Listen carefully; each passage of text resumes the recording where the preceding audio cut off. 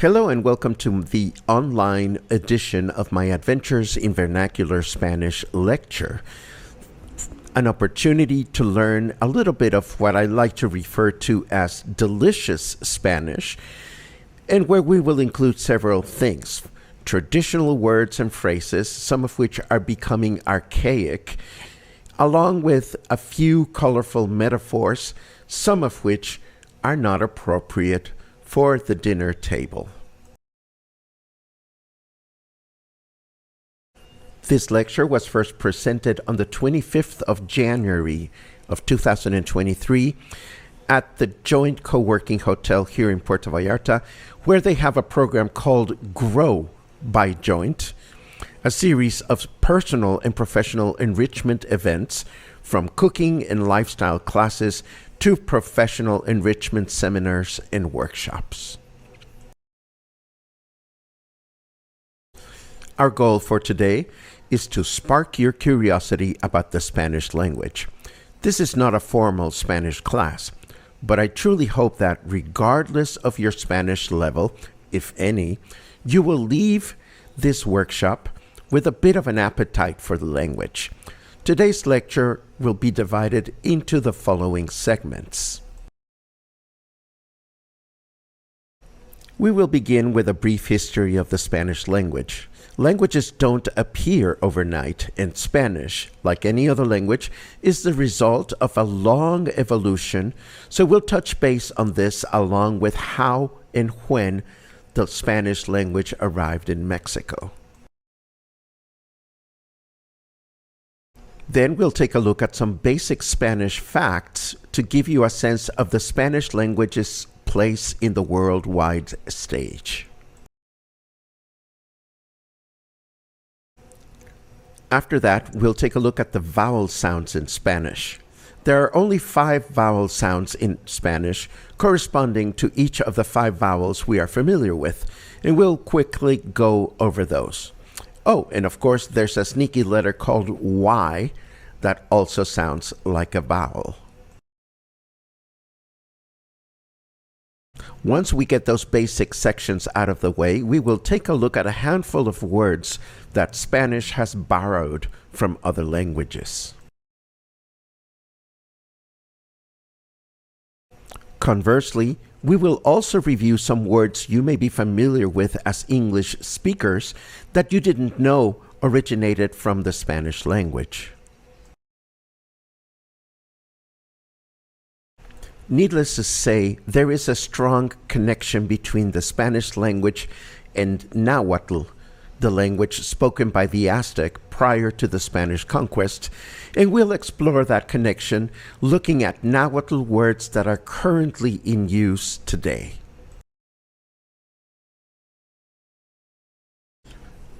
The fact that Spanish is spoken in most of Latin America does not mean you can just go out there and speak the words you learned here in Mexico.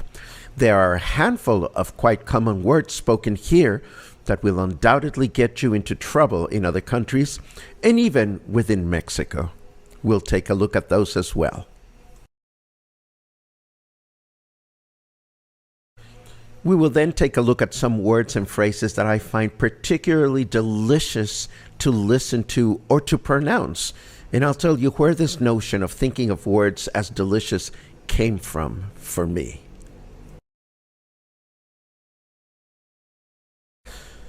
I am sure other languages have their own lingo, and here in Mexico, we can get quite lazy about speaking some words that are quite long. So we will look at some words that are commonly shortened in Spanish, showcasing one of the most common mistakes English-speaking locals make here in Puerto Vallarta when pronouncing at least one of these words in particular. Of course, I will encourage you to pause this lecture at any time and write questions in the comments section that I'll be happy to try and answer in the future. Are you ready?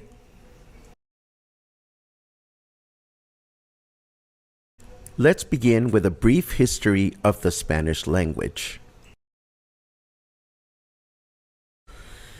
We begin with this view of the Roman Empire at its heyday, sometime around the year 117 AD, or after the Common Era began. Over 300 years prior to this, the Roman Empire included the Iberian Peninsula, where present-day Spain and Portugal are located. At the time, however, it was known as Hispania. The language we know today as Spanish is derived from a dialect of spoken Latin, which was brought to Hispania by the Romans after their occupation of the peninsula, which started in the late 3rd century before the Common Era. As centuries passed, Spanish borrowed substantial lexicon from surrounding territories, and it wasn't until the 13th century that King Alfonso X, also known as Alfonso the Wise, that Spanish, known then as Castilian, was standardized as the language of his kingdom. Castilian came to America 1 century later in 1492, when Christopher Columbus first arrived in our continent. Prior to this, a number of indigenous dialects were spoken throughout what is now known as Mexico, out of which the most widespread was Nahuatl, the language spoken by the Aztec people. Today, Spanish is the official language of Mexico and 20 other countries. But two things are worth mentioning here. Even while Spanish is the official language of our country, there are at least 15 pre-Hispanic languages or dialects that are still spoken in Mexico, of which Nahuatl, as we mentioned earlier, is the most common. To make a point, here is a map of Mexico showcasing locations in which other pre-Hispanic dialects are spoken by at least 100,000 inhabitants. Some of these people may be located in urban areas and have learned Spanish along the way, but you would be surprised at the number of Mexicans still living in remote areas that only communicate in their own indigenous dialect. They come into larger cities, and they often don't know how to speak Spanish, let alone how to write the language. The other point I'd like to make is, are we speaking Spanish or are we speaking Castellano or Castilian? A lot of people think that the Spanish spoken in Mexico is called Español, whereas the Spanish spoken in Spain is called Castellano or Castilian. In fact, the Spanish Royal Academy changed the official name of the language from Castellano to Español in 1925. And nowadays, people commonly refer to the language with both names, as they mean pretty much the same. Of course, as we will learn shortly, some words have different names in different countries. Now let's have a look at some basic Spanish facts. Spanish is a Romance language derived from spoken or vulgar Latin. Other so-called Romance languages include Portuguese, French, Italian, and Romanian, which is why sometimes it's easy to get a basic understanding of any of these languages once you dominate another Romance language. Spanish is spoken around the world by 559 million speakers, out of which 470 million are native speakers. There are 45 million Spanish speakers in the United States alone, making it the second largest Spanish-speaking country in the world, and it is expected to become the largest by 2050. Can you guess which is the largest Spanish-speaking country in the world? The largest Spanish-speaking country in the world is, of course, Mexico. Spanish is the fourth most spoken language in the world, English being in the first place with 1,121 million speakers. This is followed by Mandarin Chinese with 1,107 million speakers, In third place is Hindi, spoken by 698 million speakers. And in fourth place is Spanish. I may be a little biased here, but I think Spanish is delicious. Take it from me, a native speaker. Spanish is romantic. Spanish feels good when it comes out of your mouth. And I don't have to tell you, as English-speaking people, of the advantages of learning Spanish when Mexico is your place of residence, or even if you're traveling around. And trust me, while we hold your hand quite tightly here in Puerto Vallarta, you should not expect such a treatment in other parts of Mexico, particularly in small towns or outside of other popular areas with international tourists. You will not find that many people speaking English in those places. Now, how did I make the delicious connection with Spanish? For me, it all started back in 1992 when the influential Mexican film Like Water for Chocolate was first released.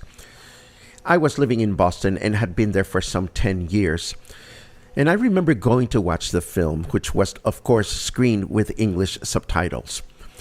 While the subtitling job was okay, I invariably found myself immersed in the richness and the beauty, and pardon the pun, the flavor of my native language.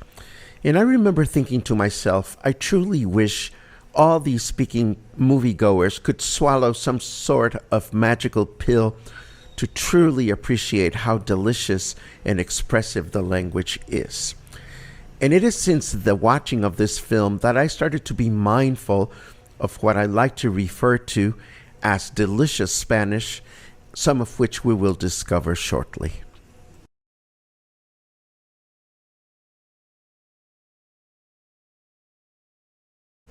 But first, let's review the vowel sounds just for the fun of it. Please repeat after me. A, E, I, O, U. Congratulations, you speak Spanish now. This is a lot simpler than English, as vowels have many more pronunciations. There are a few exceptions out there in which vowels are silent, and the letter C sometimes sounds like a K and sometimes sounds like an S. But we'll save such details for your own Spanish instructor to explain. Oh, and of course, there is that sneaky letter Y, which sounds like a letter I or E in Spanish. In this next section, we'll take a look at some words commonly spoken in Spanish that we borrowed from other languages, with the exception of Nahuatl and other pre-Hispanic dialects spoken in Mexico, as we'll focus on them later on.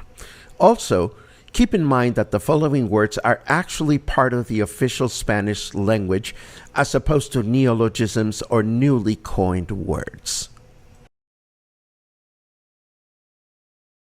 Please repeat after me the word bistec. This one is a no-brainer. The phrase beef steak eventually became the Spanish word bistec.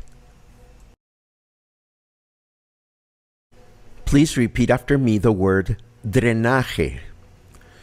This is a triple borrow, since the Spanish word drenaje is borrowed from the English drainage, which is borrowed from the French drainage. Please repeat after me the word cocktail. The word cocktail's first recorded usage, according to the Oxford English Dictionary, dates back to 1803. By then, we had already been drinking all sorts of strong spirits of all kinds here in Mexico, but the word cocktail eventually found its way into the Spanish dictionary as cóctel. You can find it written in Spanish with or without the accent over the letter O, but just about everyone in Mexico places the accent on the second syllable when spoken. Cóctel. Please repeat after me the word football. Something similar happens with the Spanish word for football, which is frequently written with an accent over the letter U. But again, in Mexico, it is most commonly pronounced with the accent on the letter O, as in football.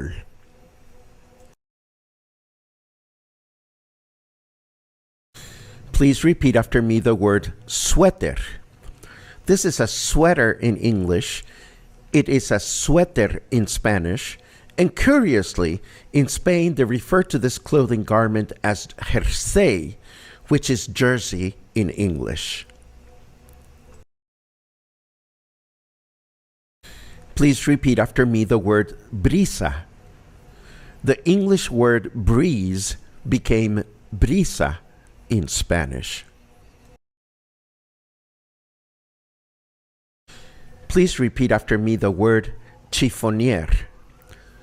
The black piece of furniture in this picture is known as a dresser in English, but the Spanish equivalent chiffonier actually was borrowed from the French word chiffonnière, which derives from the French word chiffon, which means rag.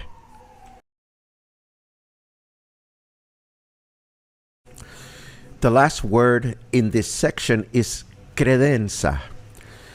And speaking of furniture, credenza is used in Spanish and English to refer to pretty much the same thing, a cupboard.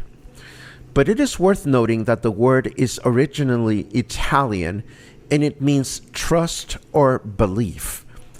Back in the 16th century, the word was used to describe the ritual in which food or beverages were tasted first by servants prior to serving them to important people, such as the Pope or the Bishop, to verify that the food was not poisoned.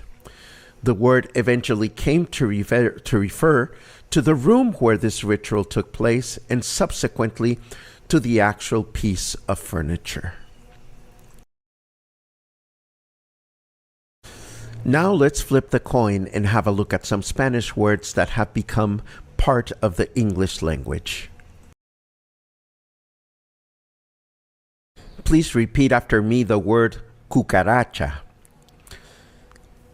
The English word cockroach was borrowed from the Spanish language as early as the 17th century. Please repeat after me, vainilla. The English word vanilla originated from the mid-17th century Spanish word vainilla, which literally means little pod. Please repeat after me, lasso. The English word for a cowboy rope is lasso, which comes from the mid-18th century Spanish word lazo.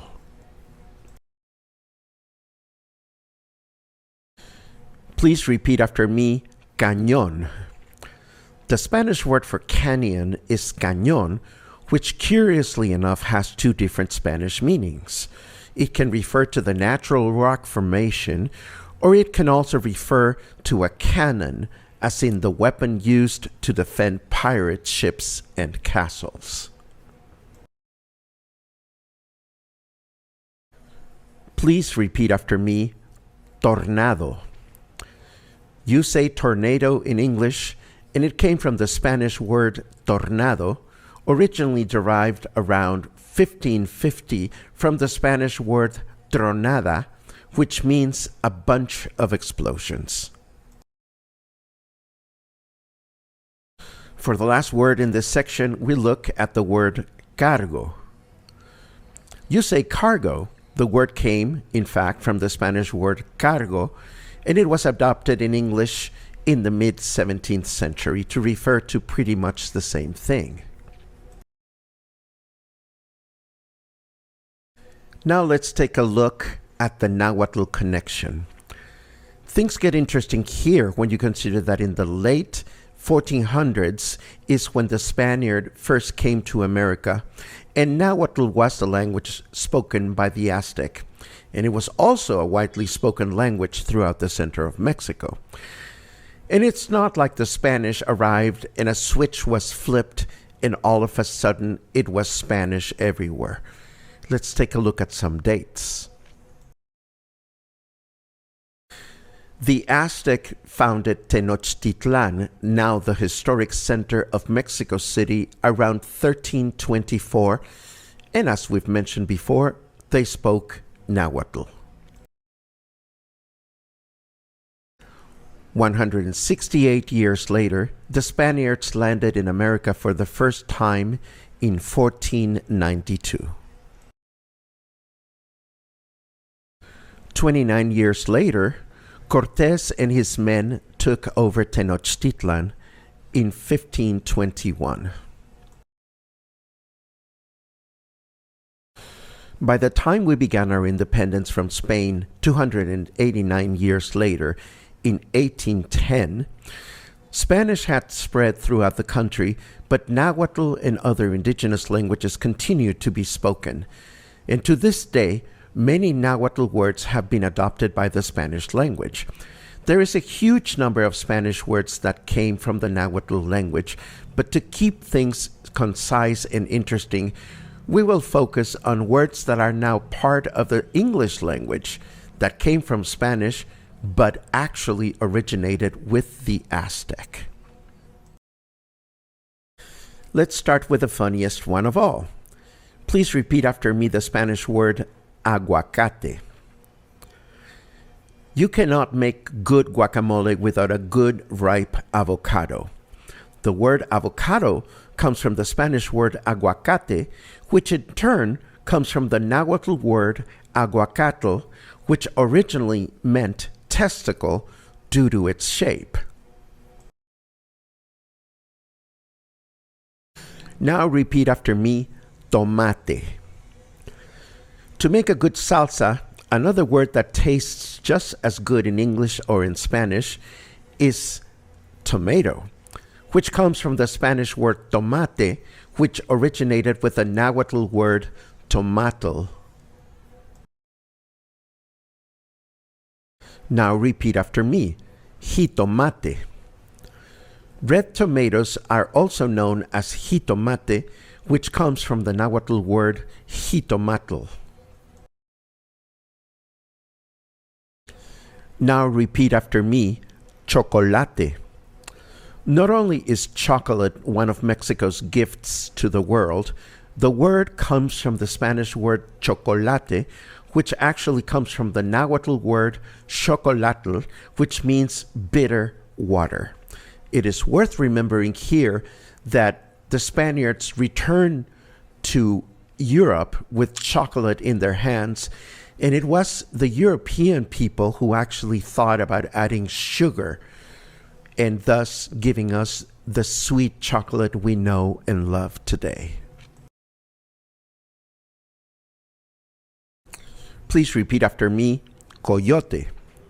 The word coyote came to English through the Mexican Spanish coyote from the Nahuatl word coyotl in the mid-1700s.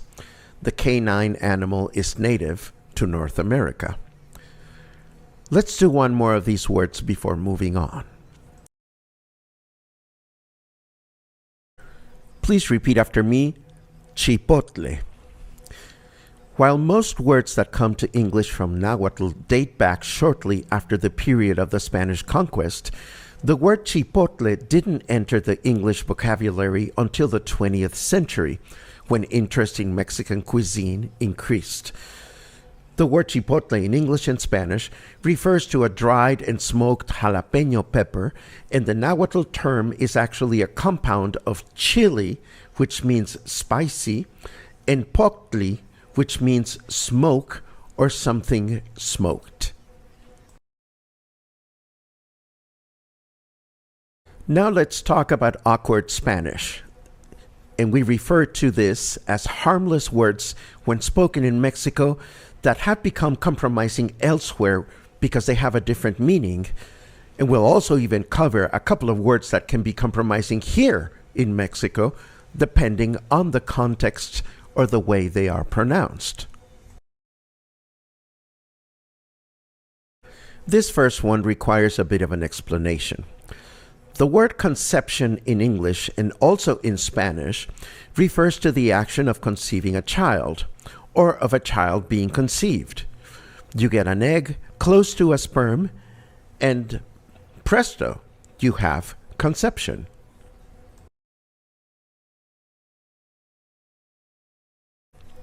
The word concepción in Spanish is also a proper woman's name and frequently can be found as the compound proper name María de la Concepción, which is a biblical reference to Virgin Mary and her miraculous conception of Jesus Christ. Now, Concepción is a common name in Mexico, but this is the least of our problems. I bet you're wondering where I'm going with this. You see, just as boys named Francisco, like myself, are nicknamed Paco, girls named Concepción are usually nicknamed Concha, or the diminutive Conchita, and this is also very common in Mexico. I have an aunt named Concha. And this is the first problematic word we will unpack. Not only is the word concha a proper name, concha is also the name of this delicious sweet bread commonly found in Mexican bakeries and supermarkets. But concha is also the name used to refer to seashells, and the word exists in the English name as conch, and it originates from the ancient Latin word concha. Again, no harm done because we're in Mexico. But in countries such as Argentina, Bolivia, Ecuador, and Uruguay, concha means vulva, and not necessarily in a flattering way.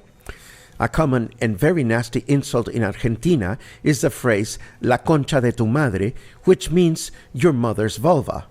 So you do not want to walk into a bakery in these countries and ask if they have conchas for you to eat. Trust me, it will not go well. Paloma, or dove in English, is another common proper name for girls, but it is quite unlikely you're going to be baptized Paloma in Bolivia, Guatemala, El Salvador, Nicaragua, or Venezuela, where the word is commonly used to refer to a penis. And in Argentina, it is the word used to describe stains guys live in our underwear after we do the deed.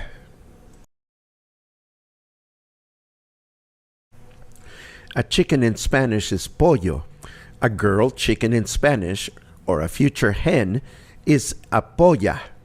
And while the word polla in Chile refers to the lottery, which is rather harmless, in Spain, the word polla is a nickname for the penis. And I definitely do not mean in a clinical way. A polla is either the organ itself or that sometimes delectable bulge or package that forms in tightly fitting jeans. Many of us enjoy fresh papaya for breakfast. But don't find yourself in Cuba saying out loud that you'd love to eat some, as people will think you wish to go down on a woman. And even in Mexico, the word is also a vulgar way to refer to a woman's genitals. So be very careful with this word.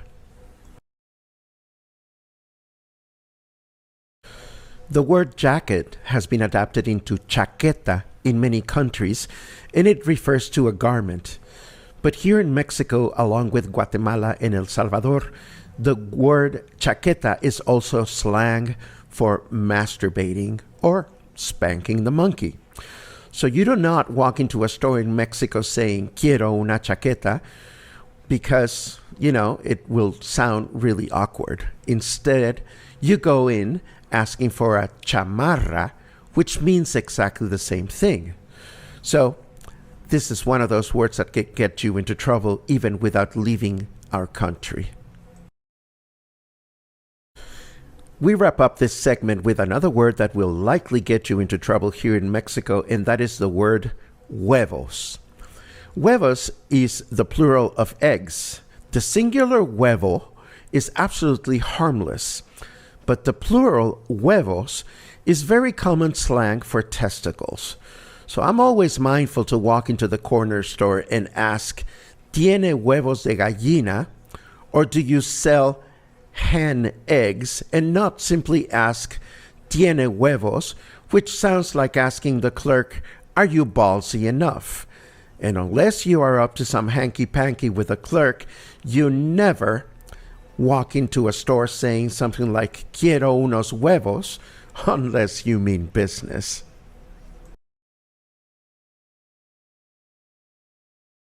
I truly hope you are enjoying today's lecture. We've come to the meat and potatoes of why I wanted to share all this knowledge with you. I love collecting vernacular Spanish words and phrases and learning something about their origin. And I love sharing them with my English-speaking friends out and about, and as a frequent feature in our daily broadcasts, because some of you have shared amusing stories of your using this vocabulary in front of your Mexican friends, much to their unexpected surprise. Here are some examples. Please repeat after me, guarapeta. I believe the English equivalent of this word would be to say you went on a bender. When you drink so much that you cannot function the following day, we say that you engaged in a guarapeta. The word is a colloquialism that comes from Cuba, and it is probably related to the word guarapo, which refers to an alcoholic beverage popular in some South American countries that is obtained from sugar cane and is considered one of the precursors of rum. In Mexico, guarapo is quite popular in the state of Tabasco.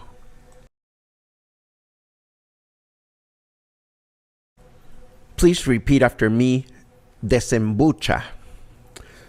I love desembucha and I use it frequently. Let me explain it first. When a bird is feeding its newborn, the bird first digests the food and then regurgitates it so that it can be eaten by the newborn birdies. This substance is stored in the bird's buche, which comes from the French bouche, which means mouth.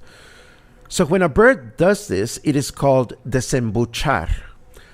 Colloquially, however, it is a fabulous word to use when you're having a conversation with someone who has a story to tell that you are itching to hear, or when a person knows all the background story about something scandalous and you cannot wait to hear all the details. So what do? You exclaim, desembucha, when you cannot wait any longer and you just want to hear all the scoop.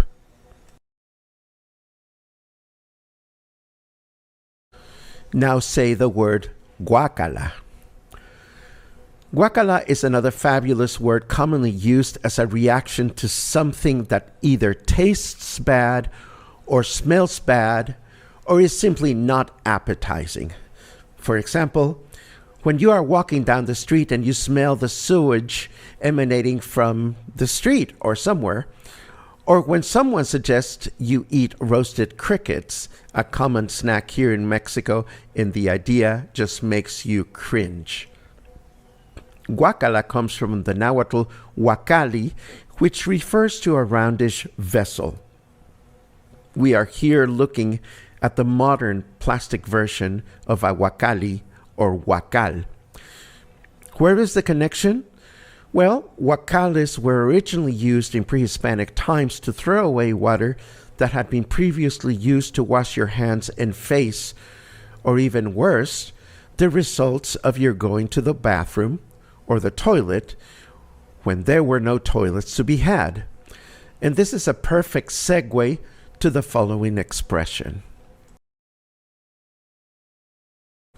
Please repeat after me, aguas. Aguas is the plural of the word agua, which means water. In colonial times, when there were no toilets, and one might add, not much of a sense of community, people would do their number one and number two business into a bucket and then simply dump the contents out the window without any warning. Eventually, Some people got into the habit of crying out the word aguas whenever they were about to dump their gifts out the window, and thus alerting people walking by. Today, the expression is used when you are cautioning someone. For example, when you say échame aguas, you mean look out for me. When you say aguas al cruzar, you mean be careful when you are crossing the street. When you say aguas con such and such, you are actually saying be careful with such and such person. This is a fun word. Repeat after me, mitote. The word mitote comes from the Nahuatl mitoti, which means dancer. It refers to an indigenous dance where all participants would dance around a huge container full of an alcoholic beverage that they would drink until they got drunk. Mitote nowadays refers to a party you organize at home, but it can also be sometimes used when the party got out of hand. For example, you say the phrase, se armó un mitote, when the party got a little bit crazier than you expected. Now repeat after me, cubo, and repeat after me, cubole. I want to end this section with one of my favorite words due to its amazing versatility, and that would be cubo or cubole. The word cubo is actually a contraction of two words, que hubo, which literally means what happened, and it is frequently used as a salutation. But through time, it has also become a very universal interjection whose meaning changes with its delivery. Please let me explain. There are several expressions commonly used in English, starting with hello, each one conveying different feelings. But there are others, for example, long time no see, no way, no shit, what the fuck, excuse me, that's your hand on my breast, mister, watch out, as in yo, and how do you like my makeover? Now, all these feelings and situations can be summarized in Spanish with a single word. And that word, of course, is cubo or cubole. It is a lovely word that can get you out of trouble in many different circumstances.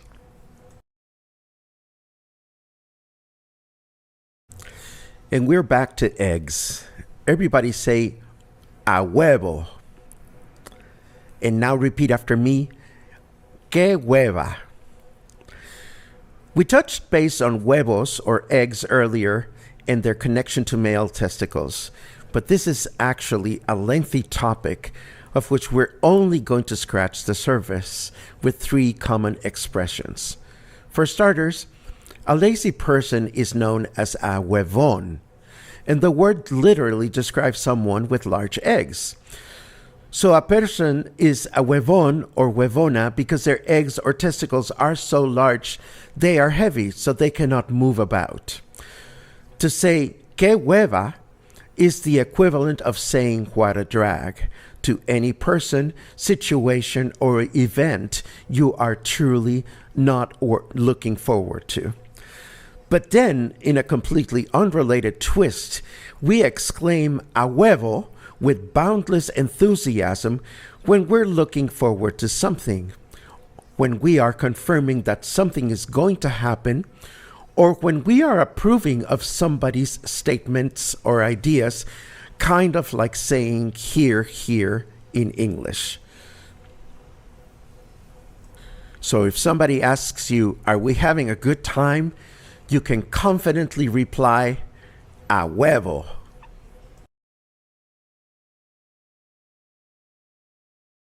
Now repeat after me, pedo. This is an equally versatile word in Spanish, the word pedo, which literally means fart. Once again, inflection has something to do with the meaning, and there are many expressions that are commonly used. For example, if you say es buen pedo, you are saying that a person is a good person. Es buen pedo in English literally means he's a good fart. The expression es mal pedo, or he's a bad fart, refers to a bad person. The expression estoy pedo, or I'm fart, actually means I'm drunk. The expression que buena peda, what a good fart, that means that you went to a good party. The expression no hay pedo, or there is no fart, actually means there is no problem. The expression que pedo, or what fart, is what you say when somebody provokes you and when you mean to say what the fuck. Finally, the expression que mal pedo, or what a bad fart, is used to describe a bad or a sad situation. This is the last delicious expression we will cover today. Please repeat after me, mi vida. And now repeat after me, cosita. In English, we frequently respond to a sweet and tender situation by saying, oh. In Spanish, we use two phrases, mi vida, which means my life, and cosita, which means little thing. They can be used together or separate, but the beautiful thing about this expression or expressions is that they take an evil twist when they are enunciated with a sense of irony or in a condescending way. They are perfect for any instance in which you learn of someone or who is constantly complaining or is drowning in a glass of water and would be the equivalent of saying, poor baby. So when you mean something tender and wonderful, you would say, mi vida. But when you mean something condescending, you would say, ay, mi vida.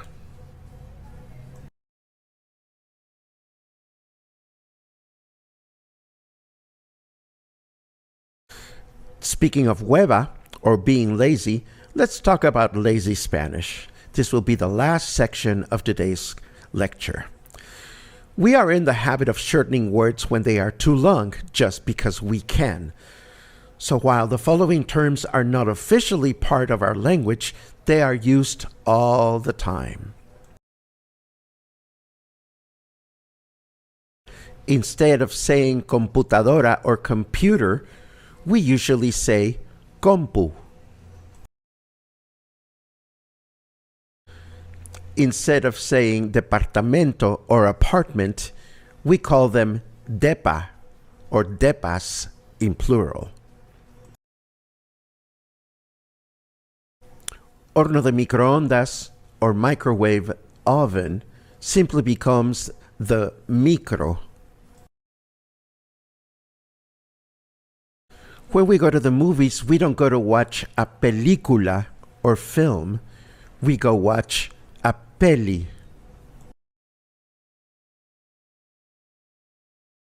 In a similar fashion, we don't call the police policía, we call them the poli. And oftentimes, if you live in a building with a security guard, we refer to him as el poli as well. Who has time to say refrigerador when you're feeling hungry? You call them fridge, we call them refri. This is not a fan or a ventilador. It is a venti. It is also not a Starbucks drink. The last one is a little tricky, and many English-speaking locals make a mistake with this one. You see, in Spanish, when we're hungry, we eat, and the word in Spanish for eat is comer. And notice how I put the accent on the second syllable, comer. Then you have this very popular supermarket store in Mexico. But where do you put the accent on the name of this store? A lot of people call it La Comer because they think it has something to do with eating. So they put the accent on the second syllable, la comer.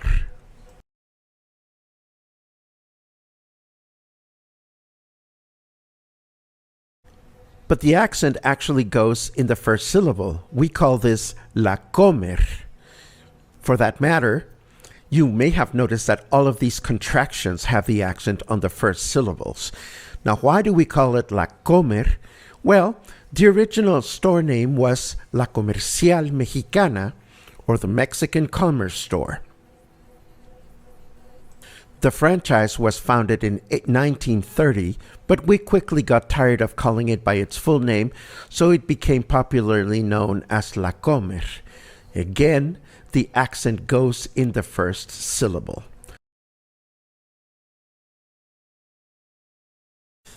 I hope you've enjoyed this brief exploration of some of my favorite Spanish expressions. And I look forward to reading your comments and questions and hopefully answering all of them. As always, thank you for your support.